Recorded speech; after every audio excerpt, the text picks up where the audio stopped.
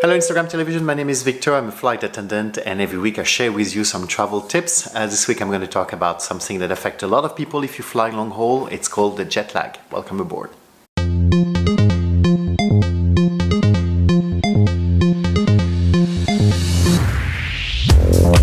I'm a cabin crew and every week I share with you some tips on how to travel in better conditions. My videos are on Instagram television, but if you want to see them in French or if you want to see all the history of a lot of other videos I've made in English, just go on YouTube. If you look for Victor Travel, you'll see my channel and you'll see the playlist with all different subjects I've already covered. So jet lag is something that affects a lot of passengers when you're traveling long haul usually. I'll start to explain what's happening with flight attendants, cabin crew and flight crew. Usually we don't get so much jet lag just because we may fly also a long distance with you and we arrive somewhere with like maybe 8 to 10 hours time difference. But remember, maybe you're gonna stay there for a wee while, being on holiday or being there for a few weeks, where we're gonna stay 24, 48 hours, 72 if you're really lucky, and then we're gonna go back home. So let's say I'm based in France, I'm flying to LA and then I'm going to be there for 2 days and going back to France. I've got like 3 days home and then I'm off to Japan. So it's completely opposite. So our goal will try to stay on our home time. That means we'll be awake in the middle of the night or we'll sleep in the middle of the day. The good thing, there's room service available now in many hotels over 24 hours a day, so we can still order food if we're starving in the middle of the night. But usually flight attendants will try to stay on their home time. That really helps. So if you're going for a short stay and if you've got the opportunity because you have the flexibility to manage your meetings and everything, that's something you might want to do too. Here are a few tips to manage your jet lag. First, you can start a few days before leaving home. That means if you know it's going to be quite a few hours, maybe you want to start to change your meal time.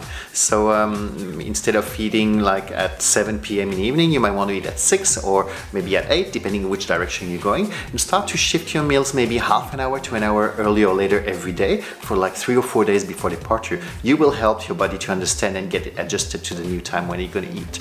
Remember, most of us in the world are working during the day and being awake during the day. I know it's not everybody. If you have a shift work or if you are working in a nightclub or something like that, you may work during the night. Many other people will work during the day. We wake up in the morning, we eat in morning, midday and in evening, and late evening we go to bed. So the light tells your body when to be awake, and when it's dark, you're telling your body to go to bed.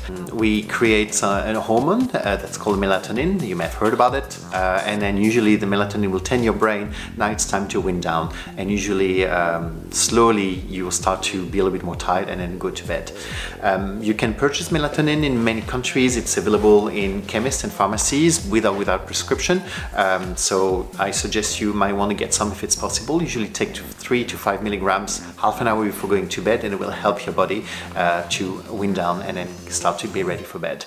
However, I suggest not taking sleeping pills because they may have some reactions that's unexpected. You may react differently on the ground and in the air. And remember, if something goes wrong in the air, we have limited medical assistance compared to what we have on the ground. So sleeping pills are not the best thing to take, especially also if you take alcohol. Mixing them together is a recipe for disaster.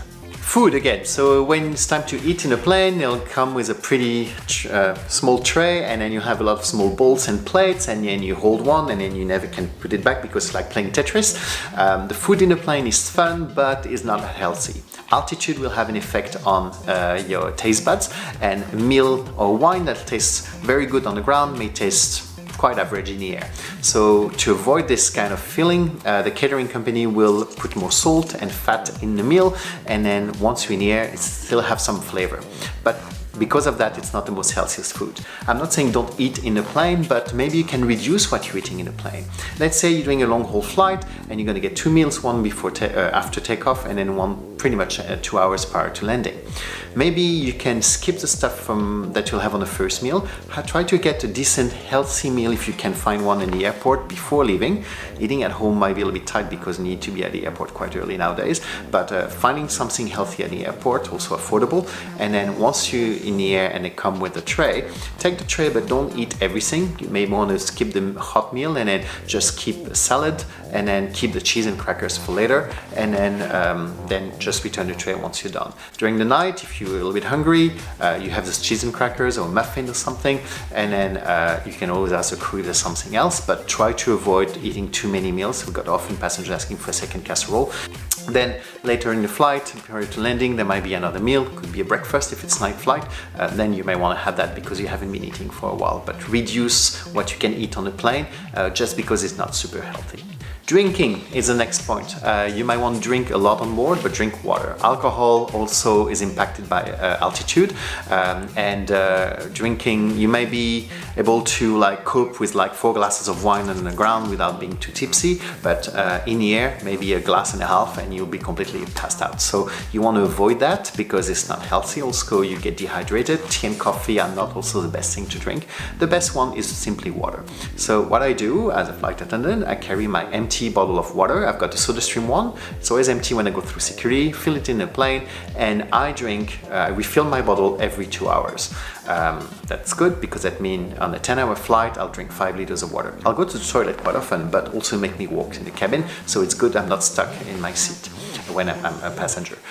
You can drink, maybe refill your bottle maybe 1 liter every 3 hours. That could be all right, but you want to drink on a regular basis and monitor it.